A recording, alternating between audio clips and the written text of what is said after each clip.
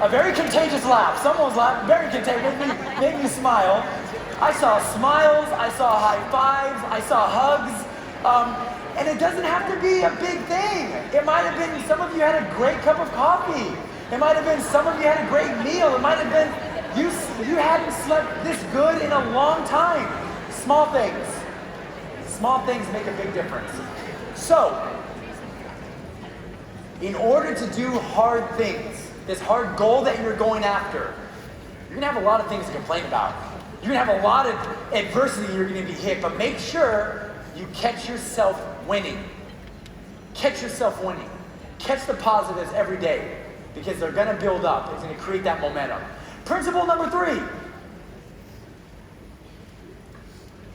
Learn from failure. This is a lot easier said than done. A lot of people are terrified of failure because it's a hit to your ego.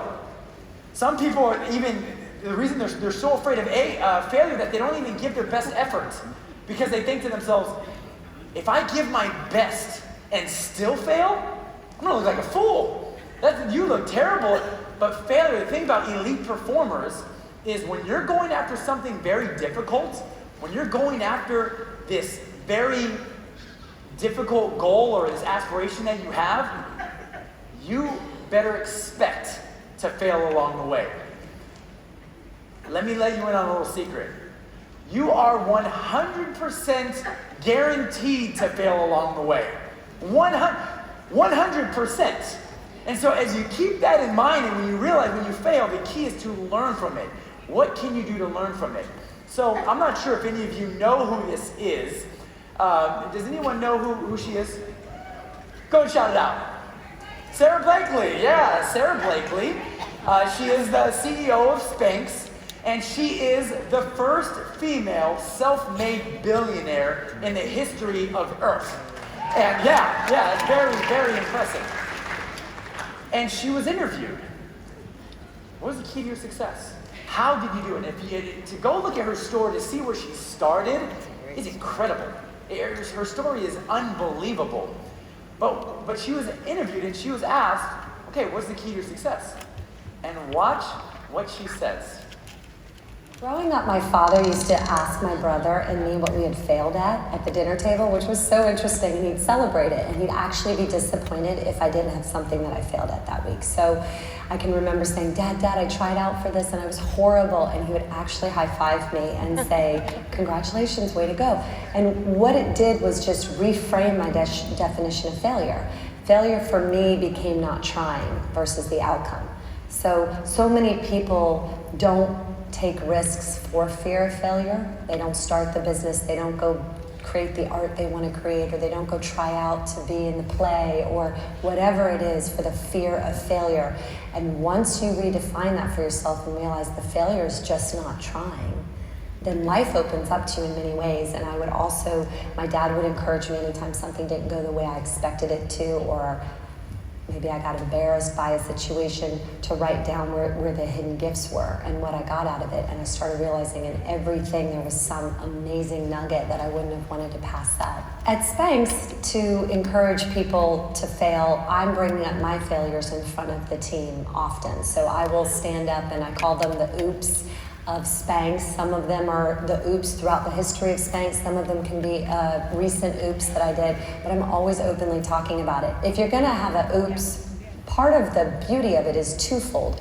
If there's a failure quote or an oops in your life, if you learn from it and if you can laugh about it, then it's all worth it. Isn't that great? That's a wonderful, wonderful principle. And to some people, you're watching this, you're like, yeah, I believe that. I've always believed that. And there are some people in this room and you're hearing that, and it's almost like a light bulb just went off. And you're thinking to yourself, that's a possibility? It's a possibility to reframe my failure, to use it to help me instead of hurt me? And that's one of the things, if you want to achieve optimal performance, one of the questions I ask top performers is, what's your relationship like with failure? I want to ask you, What's your own personal relationship like with failure? For those who struggle with it, you can struggle with it. Top performers, they don't like to fail. However, they're alchemists. They can turn failures into triumphs. They use them as stepping stones and not stumbling blocks. So here's an exercise you can do when you get back to the hotel or on your flight back home. Here's an exercise. Number one, look back at some of your failures. Some of those terrifying ones. Some of those failures that were so embarrassing that you almost didn't even want to talk about. And write down what they taught you. Write down how they made you better. Write down what you learned from them. How did they make you stronger? And as you read it and even share it with somebody, you'll feel this flow of power and you won't be afraid of it as much.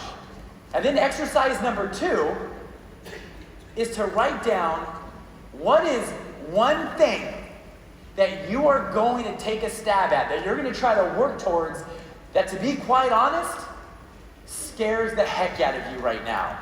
You're afraid, you're nervous you might fail, but what are you going to go after? You know what? This is what we're going to do. We're going to get a little vulnerable. We're going to do this. We're going to do another participation exercise with someone sitting next to you. You may or may not know them, but that's okay. Share with them a scary thing that this year you want to try to accomplish or you want to go after. What's one scary thing that you know you want to do, but you're kind of afraid of, but here you're going to look at them and say, you know what? I'm going to take the risk in 2020. Time is yours. Go ahead. What are you going to get after?